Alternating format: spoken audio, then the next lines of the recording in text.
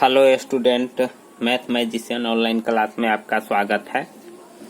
हम द्विघात समीकरण पर ही आधारित सवाल सब बना रहे हैं और आपको बता रहे हैं कि आखिर किस प्रकार से हल किया जाता है और कैसे बनाया जाता है। और सबसे पहले हम आपको बताए थे कि द्विघात समीकरण को हल कैसे किया जाता है। उसी पर बेसिक सवाल है, भाषा वाला सवाल है। आप उसको कैसे हल कर पाते हैं अच्छी तरह से समझिएगा। मैं टॉपिक बाय टॉपिक, सवाल बाय सवाल बना रहा हूं, अच्छे से आप समझ जाइएगा, इसकी कामना करता हूं। देखिए क्या है कि हंसों के झुंड में कुल संख्या के वर्गमूल के 7/2 तालाब के किनारे खेल रहे हैं। शेष 2 पानी में जल क्रीड़ा कर रहे हैं। हंसों की कुल संख्या बताइए। सबसे पहले सवाल को पढ़ करके समझना बहुत ही जरूरी होता है, तभी जा करके आप समीकरण बना पाइएगा, अन्यथा नहीं बन पाता है। देखिए क्या कह रहा है, हंसों के झुंड में कुल संख्या, देख रहे हैं ना, सवाल यही क्या कह रहा है कि हंस के झुंड में कुल संख्या। तो इस सवाल में हंसों की संख्या कितनी है वह नहीं दिया है, आपसे पूछ ही रहा है। तो जो हमसे पूछा जाता है उसको हम मान लेते हैं। तो हम भी यहाँ क्या करते हैं, मान लेते हैं। यहाँ लिखते हैं माना की, क्या लिखते हैं, माना की, ठीक ना। लिखते हैं माना की हंसों की कुल संख्या। यहाँ हम मान लेते हैं हंसों की कुल संख्या, ठीक है ना। मान लेते हैं हंसों की कुल संख्या। हम यक्ष मान लेते हैं कि मेरे पास टोटल यक्ष वो है, ठीक ना। और इसका हम वर्गमूल निकालते हैं। देखिए वर्गमूल हम निकालते हैं, तो इसका वर्गमूल निकालने के लिए इस पर हम रूट चढ़ाएंगे, तो इसका तो निकलने वाला है नहीं, क्या तो नहीं निकलने वाला है, तो इसको हम इसी रूप में रहने देते हैं, ठीक है ना। अब देखिए सवाल क्या कह रहा है, यहाँ देखिए वर्गमूल के 7/2 तालाब के किनारे खेल रहे हैं। अब यहाँ हमको लिखना है तालाब, यहाँ लिखेंगे तालाब, तालाब के किनारे हंसों की संख्या। तालाब के किनारे हंसों की संख्या।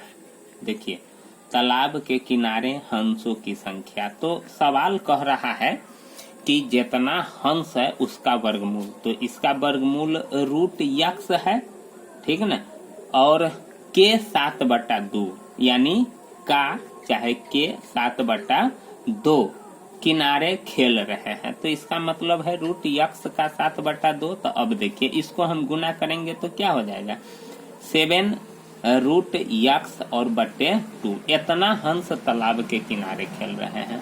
और शेष पानी में, यानी पानी में हंसों की संख्या, पानी में हंसों की संख्या लिखेंगे ना। पानी में हंसों की संख्या कितना है, 2 है। चलिए ठीक है, तो हंसों की कुल संख्या बताइए। तो हंस की कुल संख्या पूछ रहा है। देखिए अब क्या कह रहा है, तालाब के किनारे हंसों की संख्या कितना हो गया। अब यहीं से हम समीकरण बनाते हैं। देखिए प्रश्न से, देखिए तालाब के किनारे है 7 रूट यक्ष बट्टे 2 और पानी में 2 जल क्रीड़ा कर रहा है। दोनों को अगर हम जोड़ते हैं तो हंसों की कुल संख्या के बराबर में हो जाएगा कि नहीं हो जाएगा। देखिए सवाल कह रहा है हंसों के झुंड में कुल संख्या के वर्गमूल का, तो कुल संख्या का वर्गमूल हम रूट यक्ष निकाले हैं और इसका 7/2 तालाब के किनारे खेल रहा है और 2 पानी में जल क्रीड़ा कर रहा है। तो इस दोनों को जोड़ेंगे तो हंसों के कुल झुंड के बराबर में नहीं हो जाएगा। अब यहीं से अब समीकरण मेरा बन गया। अब हम 2 को उधर क्या करेंगे, ले जाएंगे। तो चलिए हम अब टर्म आगे खींचते हैं। तो 7 रूट यक्ष बटे 2 बराबर क्या हो जाएगा, x - 2। प्लस था तो उधर जाएगा तो माइनस। अब देखिए हमको रूट हटाना है, तो रूट हटाने के लिए हम क्या करेंगे, दोनों ओर वर्ग कर देंगे। और जब ये हम दोनों ओर वर्ग करते हैं तो रूट मेरा क्या हो जाता है, हट जाता है। तो हम यहाँ लिखेंगे दोनों ओर, यहाँ लिखेंगे दोनों ओर वर्ग करने पर, ठीक ना, दोनों ओर वर्ग करने पर। देखिए यह VVI क्वेश्चन है, दोनों ओर हम वर्ग कर रहे हैं। तो यहाँ से अब हम बनाते हैं सवाल। दोनों ओर वर्ग करेंगे तो चलिए 7√x/2 का भी स्क्वायर हो जाएगा और इधर है x-2 का स्क्वायर हो जाएगा ना। अब देखिए इसको वर्ग करने का मतलब है कि इसको हम 2 बार गुना करेंगे। तो देखिए 2 बार अगर हम इसको लिख करके गुना करते हैं 7√x और 7√x में, तो फिर क्या हो जाएगा, यानी गुना कीजिए तो यह हो जाएगा 7×7=49 नहीं, और x में √x से x में गुना कीजिएगा तो x से होगा, और नीचे भी 2 दूना कितना हो जाएगा 4, इतना होगा ना। अब देखिए इसको हम a-b के होल स्क्वायर पर ले जाएंगे। तो a-b का होल स्क्वायर होता है a स्क्वायर, तो a के जगह पर x है तो x का स्क्वायर -2ab होता है ना, यानी 2a के जगह पर x है और b के जगह पर 2 है, तो 2ab प्लस b स्क्वायर होता है ना। चलिए अब हम इसको और आगे बढ़ाते हैं तो क्या हो जाएगा 49x/4 और x स्क्वायर -2 दूना 4x और प्लस 2 दूना 4 हो जाएगा। अब हम क्या करते हैं कि इसको तिरछा गुना कर देते हैं, नहीं तिरछा गुना कर देंगे तो समीकरण मेरा सीधा हो जाएगा। तो चलिए ठीक है वही काम करते हैं। तो 4 से इसके तीनों टर्म में गुना हो जाएगा तो क्या हो जाएगा 49x बराबर 4x स्क्वायर -4 चौका 16x प्लस 4 चौका 16, इतना होगा ना। चलिए अब हम क्या करते हैं 49x को उधर ले जाते हैं तो इधर 0 बच जाएगा। देखिए 4x स्क्वायर -16x और यह प्लस है तो इधर जाएगा तो आ जाएगा 49 और प्लस 16 तो इधर है ये है बराबर, इधर क्या हो जाएगा 0। मतलब हम यहाँ समीकरण को सीधा कर दिए हैं, इसको पहले लिख लिए हैं इसको बाद में। तो 49 जब इधर आ गया तो इधर 0 बच गया नहीं, और प्लस था तो इधर जाएगा तो माइनस हो जाएगा, और ऑलरेडी यह पहले से -16 इधर है ये है। चलिए अब हम इसको क्या करते हैं 4x स्क्वायर, अब देखिए 9 और 6 15 दोनों जुट जाएगा माइनस है, और 4 और 1 9 6 15 4 और 1 5 और 1 6 65x प्लस 16 बराबर कितना हो जाएगा 0। अब देखिए हमको क्या करना है, यहाँ 65x लाना है। अब यहाँ हम फर्स्ट इंटू लास्ट पर तोड़ेंगे, यहाँ कॉमन भी तो मैं नहीं ले सकता हूँ क्योंकि यहाँ 65 है।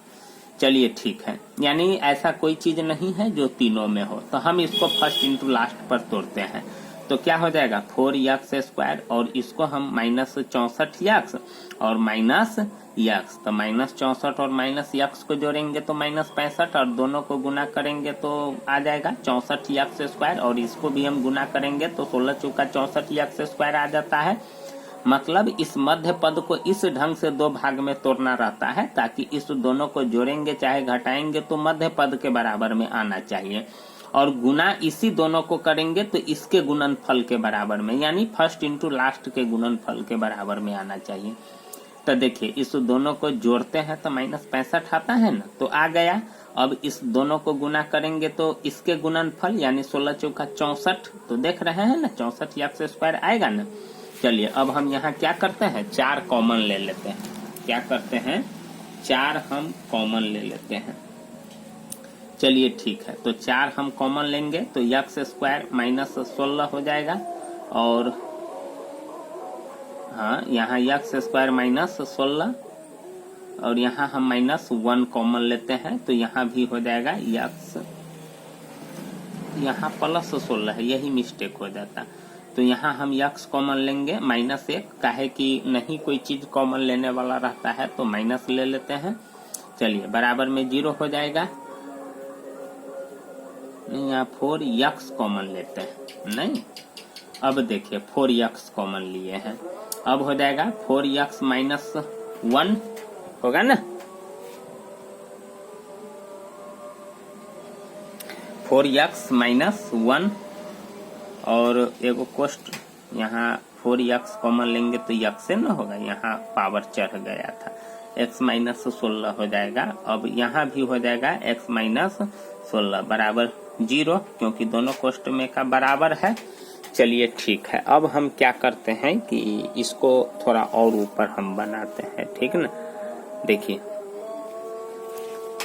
अब हम यहाँ से हल करते हैं। 4x - 1 बराबर 0 हो जाएगा और x - 16 बराबर 0 हो जाएगा, तो 4x बराबर 1 हो जाएगा, नहीं हो जाएगा। 4x बराबर क्या हो जाएगा, 1 हो जाएगा, ठीक।